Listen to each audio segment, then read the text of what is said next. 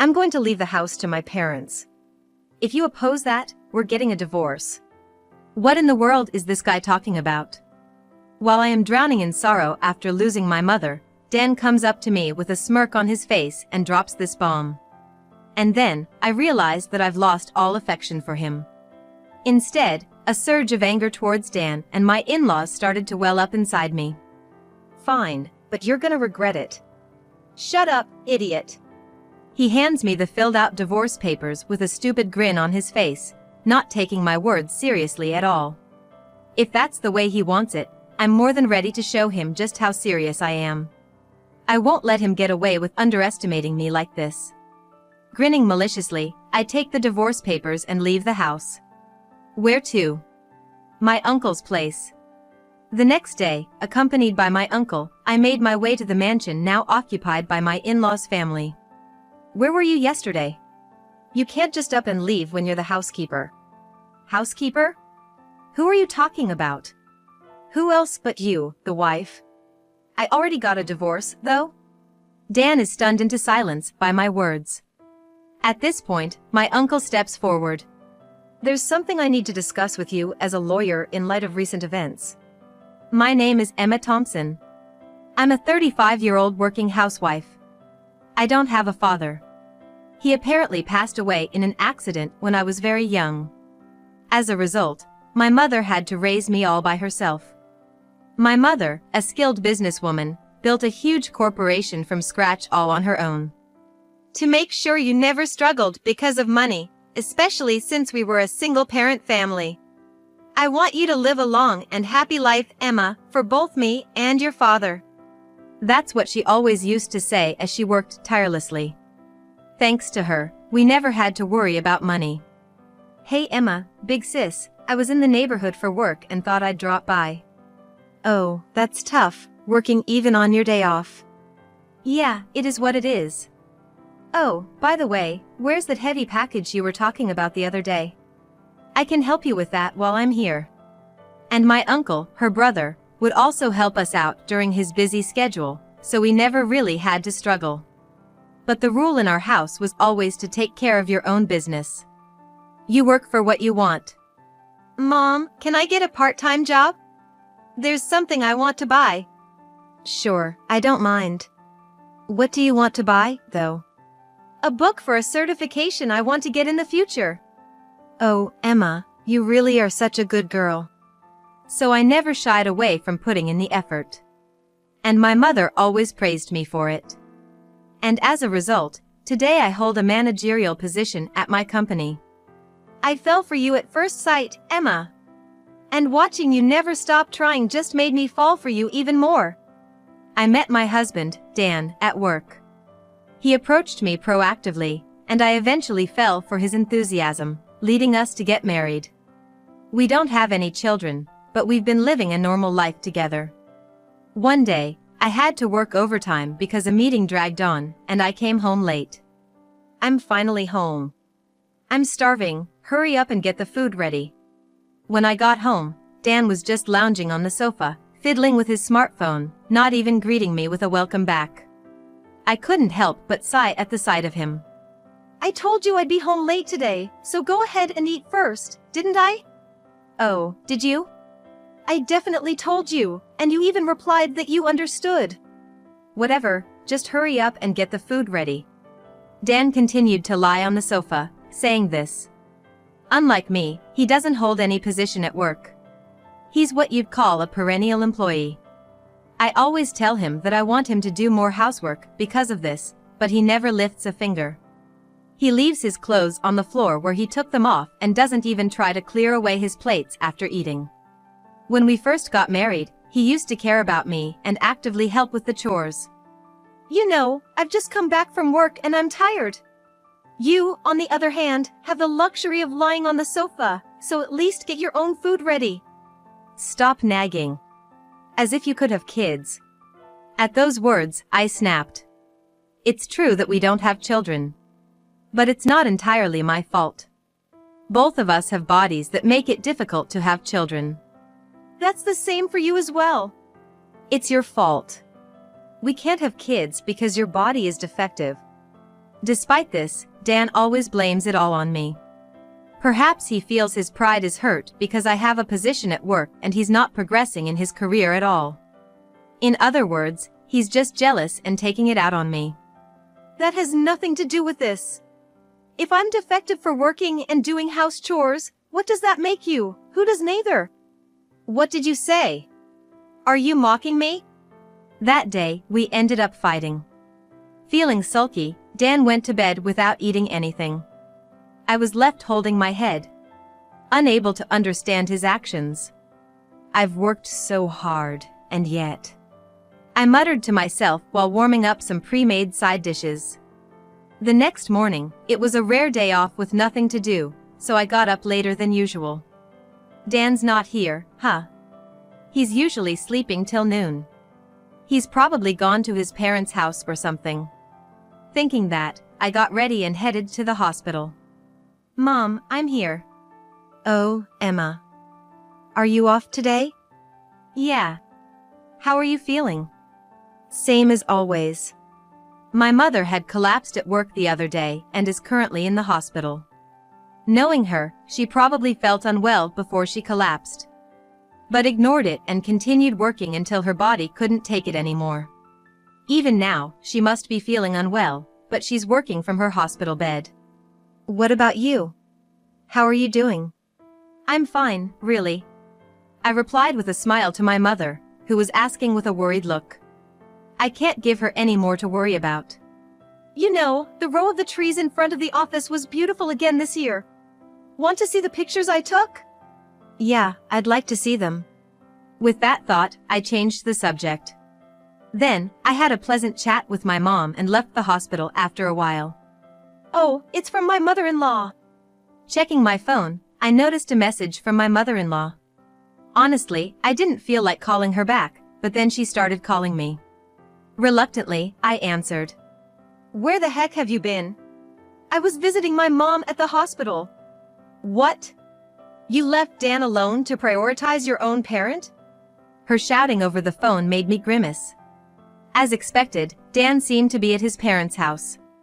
His mother was complaining about it. You're always putting so much on Dan.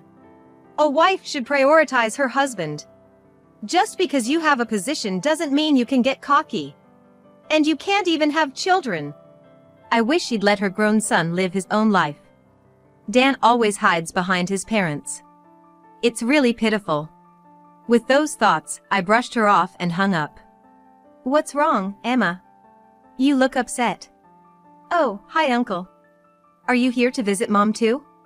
Something like that. Then, from somewhere, my uncle called out to me. There was a man standing behind him. Is he your colleague? Yeah, he might be related to your work in the future.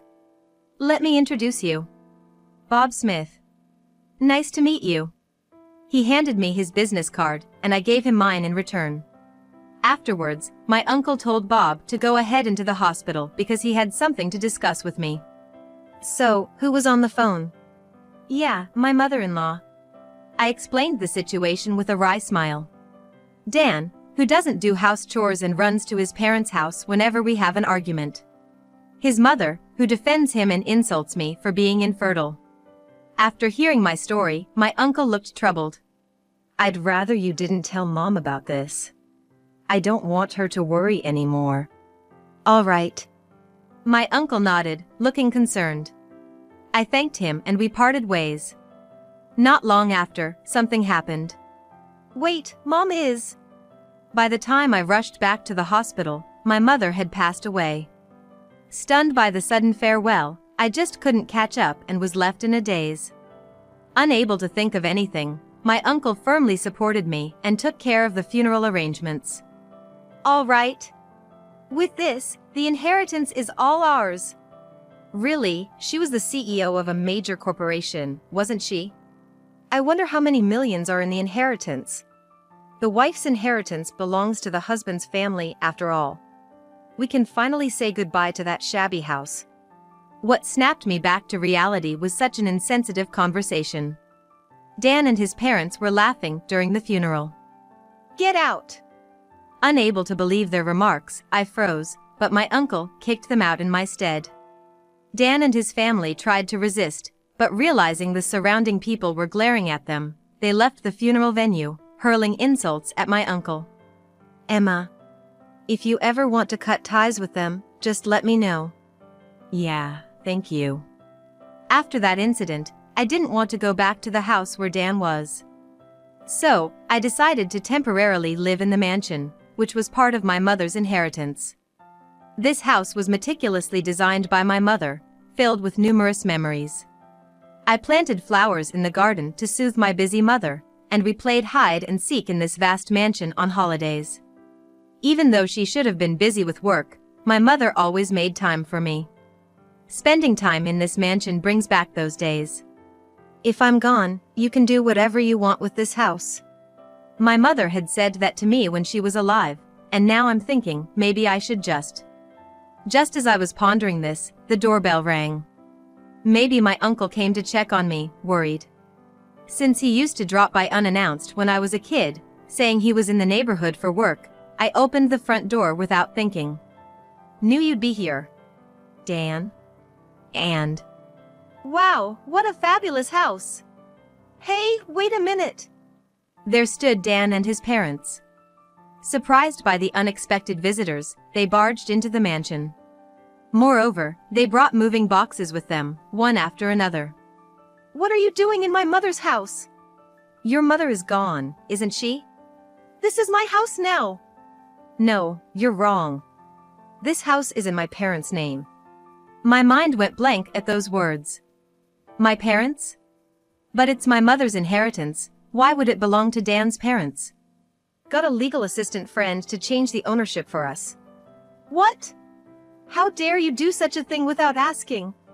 Shut it. A wife's belongings belong to the husband's family. But hey, relax. We'll keep you as our maid. Saying that, Dan grinned. The house will be given to my parents. If you oppose this, we're getting a divorce. What on earth is he talking about? Dan, speaking with a smile while I'm drowning in sorrow from losing my only mother. At that moment, I realized my love for him had vanished. In its place, anger towards Dan and his parents welled up inside me. Fine, but you'll regret it. Shut up, you idiot. Not taking my words seriously, he handed me a pre-filled divorce form, smirking. If he's serious, I'll show him I'm serious too. I'll make him regret looking down on me. Grinning, I took the divorce papers and left the house. My destination? My uncle's place. What the?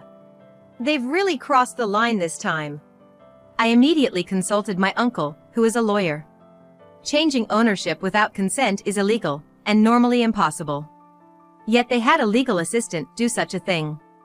Don't worry. I'll protect my sister's house.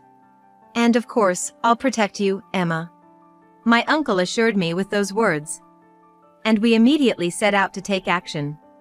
The sadness of losing my mother had completely turned into anger towards those outrageous people. I won't forgive that unreasonable family. The next day, I went to the mansion occupied by Dan's family with my uncle. Where were you yesterday? A maid can't just leave on her own accord. Maid? Who are you talking about? Who else? You, the wife. We're divorced, though? Dan froze at my words. Taking that as a cue, my uncle began to speak.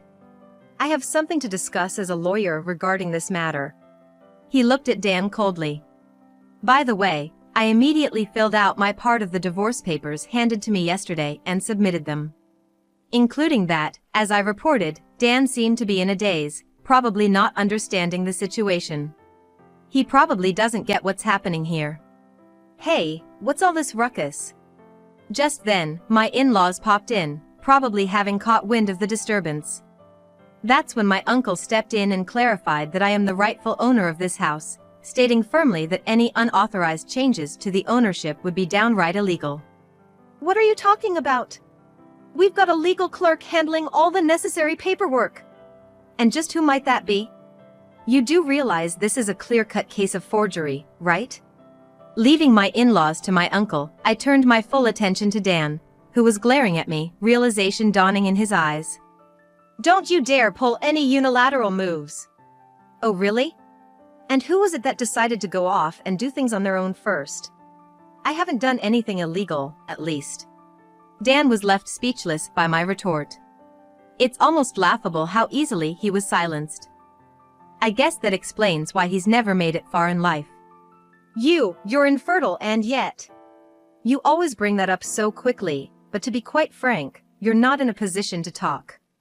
Yes, I do have difficulties getting pregnant. However, there is still a chance for me if I seek treatment. Dan, on the other hand, has been told outright that having children is out of the question for him, even with medical intervention. I might still have a shot at having kids. You, however, are completely out of luck when it comes to holding your own child. That's just. I'll never forgive you for belittling the cherished memories I have with my mother.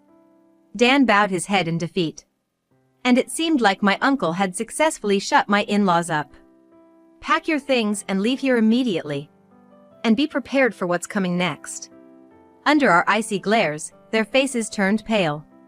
They will regret trashing the house filled with memories of my mother and me, a house they dared enter with their shoes on. My sister had realized that you were going through a hard time. It turns out my mother had noticed something was amiss and had asked my uncle to look out for me, anticipating that I wouldn't want to burden her with my troubles. She knew I'd keep quiet, not wanting to cause her any stress. So she asked you to help me in her stead. That's what I heard from my uncle. Further investigation revealed that Dan and his family had been bragging about their plans to swindle my inheritance the moment my mother passed away. To prevent this, my mother had drawn up a will, entrusting everything to me. She had left the will with Bob, a friend introduced by my uncle. Right here, it states that all of her estate is to be left to her daughter, Emma. And she made it clear that she can do as she pleases with this mansion. It was clearly written in the will that had been entrusted to Bob. Dan's face turned ashen as he heard this, and he started to cling to me desperately. Please, Emma, I'm begging you. I've already sold our house, and my parents' house is gone too. What? Why on earth would you do something like that without thinking it through? It came out that Dan had racked up a significant amount of debt behind my back. And all of it was from spending lavishly at nightclubs. He had taken advantage of my busy schedule to frequent these clubs, throwing money at the hostesses night after night. To pay off his debts, he had sold off both our house and his parents' house. Well, that's your problem, not mine. Emma, but you're my wife, aren't you? I was your wife. Now, you've got two choices. Either face the consequences of forgery or buy back the mansion for $3 million. There's no way I can. Selling the houses had just barely allowed Dan to settle his debts. There was no way he could come up with $3 million. His parents were in the same boat. Watching him squirm, I decided to file a police report. And as I kicked the in-laws out and took stock of the mansion, I noticed several things missing. Some of my keepsakes are gone. What's the meaning of this? That wasn't me. My mom said she wanted to sell the stuff she didn't like. So, it turned out my in-laws had taken the liberty of selling things themselves. Looks like I've got more grounds to sue them. In the end, Dan and his family were left saddled with a massive amount of debt. And I made sure he was properly ousted from the company. After all, I'm the president now, having taken over from my mother. Bring me that idiot wife. In such a situation, the father-in-law stormed into the company. He then went on a rampage, demanding that the damage report be withdrawn and money be handed over, which ultimately led to the police taking care of him as well. What a hopeless parent and child, my uncle and I would say with a bitter smile. So it seems we've figured out who that notorious legal clerk really is. Turns out, that legal clerk was apparently a cousin of Dan's. He manipulated the situation to make me look like a villain, grabbed a hold of my weaknesses to force me into cooperating. Because of this incident, this cousin has been cut off from his path as a legal clerk, holds a grudge against our in-laws, and has been spreading rumors in the family saying I was deceived. They are demons, leading to our in-laws' isolation. So, I've heard it's quite a quagmire now. Man, that family on the other side seems like they've got some crazy blood running through them. Seems like it. Well, They can just drag each other down for all I care. I have no sympathy for them whatsoever, so that's what I thought. So, have you decided what to do with that mansion? Yeah. I've decided to sell it. Indeed, that mansion is filled with memories of my mother. However, it's been tarnished by my in-laws. Plus, that mansion is too big for one person to live in. If Emma has decided that, then do as you please. I'm on your side, my uncle said, showing his support for my decision. And so, I sold the mansion. Luckily, a wealthy individual looking to spend their remaining years in peace quickly bought it. I said my goodbyes to the memories with my mother and left the mansion behind. From now on, I'll be living alone in an apartment closer to my workplace. Emma!